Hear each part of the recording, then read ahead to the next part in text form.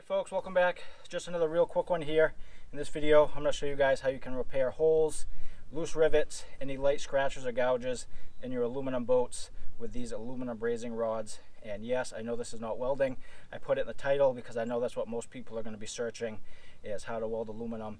And welding aluminum is very expensive. It's a trade that you kind of got to know what you're doing, and your average person isn't going to know how to weld aluminum. So this is the next best thing. This is what's called aluminum brazing. These are aluminum brazing rods, and what these are, under high temp, these will melt and create a bond to the aluminum if you prep everything right. So this is what we're going to be using today. This is my John boat. This is the first boat I ever bought as a kid. I bought this when I was 17, and I put this on top of my car, and I had this all over central Maine, and I've caught a ton of fish out of this boat. But I haven't fished out of it the past couple of years because I have so many loose rivets. It lets in a ton of water, and it's really not safe to fish in. And I have done a few in the past, but I use propane, and I know I'm going to get asked that, and propane does take substantially longer than the Mat Pro.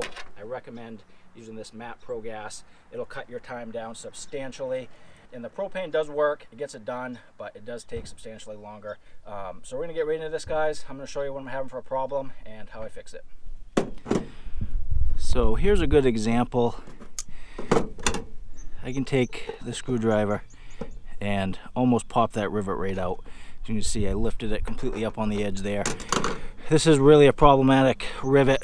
This is one that lets in a ton of water. So that's one we're going to fix. And coming over here, here's a different one.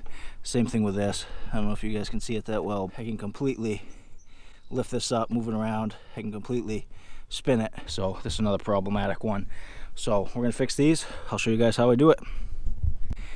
And all you guys need for tools is really basic stuff. I recommend a pair of pliers that you can hold onto your brazing rod. This is a full-size brazing rod. Again, the Mat Pro gas. And I recommend getting a little wire wheel that you can clean the aluminum with so it gets a good bond. And I'm going to be wearing some gloves, and I have my glasses on. And that's basically it. We're going to get to it. I'll show you guys how I fix them. This is the first one we're going to fix. This is one that I can completely spin around. So I'm just going to take my wheel and I'm going to get this area nice and clean.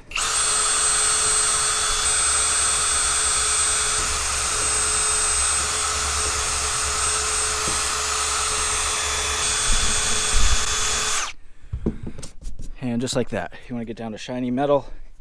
I do a little extra step. I take a screwdriver or something sharp enough to do a few score lines.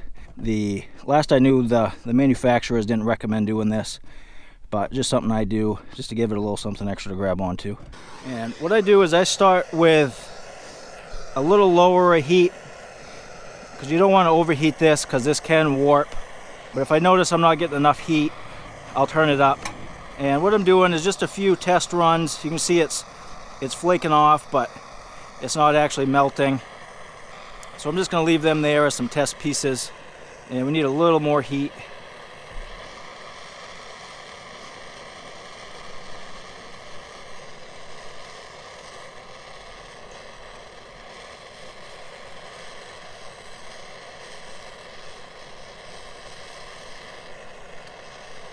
Alright, we're starting to take it. We're only a couple seconds in. And I'm going to keep the heat right in that area. Just going to work this brazing rod around. I want a nice even pool around that rivet. And I forgot to mention that we're not heating up the brazing rod and melting it to the aluminum. We're heating up the aluminum hot enough to melt the brazing rod, which is going to create that strong bond that we're looking for. It may look like I'm heating up the brazing rod, but most of the heat is being directed towards the aluminum, which again heats it up to 728 degrees, hot enough to melt the brazing rod to get the structural integrity that we need out of this weld. Alright, just like that.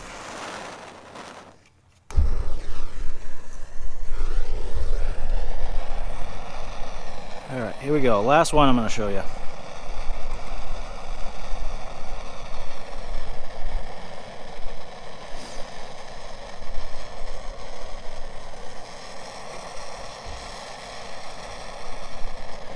A little more heat.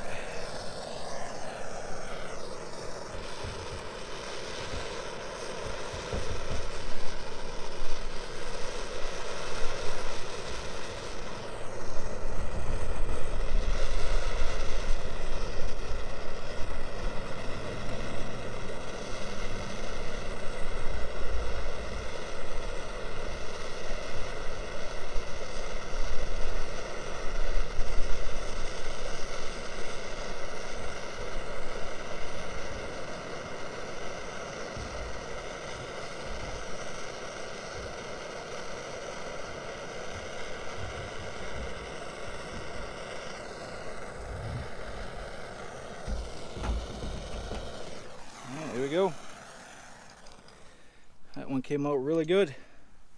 So we're all wrapped up. I did 1, 2, 3, 4, 5, 6, 7. I did 7 in no time, but they all came out pretty good. Pretty confident these aren't going to move at all. And what I'm doing is just the worst ones. As this 2-part epoxy, as that stuff degrades and flakes off, you know, I'll repair them like I did all these other ones. These last run of them, these ones were really bad, so I haven't fished in it for the past couple of years. But these came out good. I'm confident these are going to hold. I had a couple good ones up here. These are probably 2 of my better ones. They laid down really nice. But we're going to wrap it up there, guys. If you guys have any further questions, feel free to ask. I'll try my best to answer them. Thanks for watching, and we'll see you on the next one.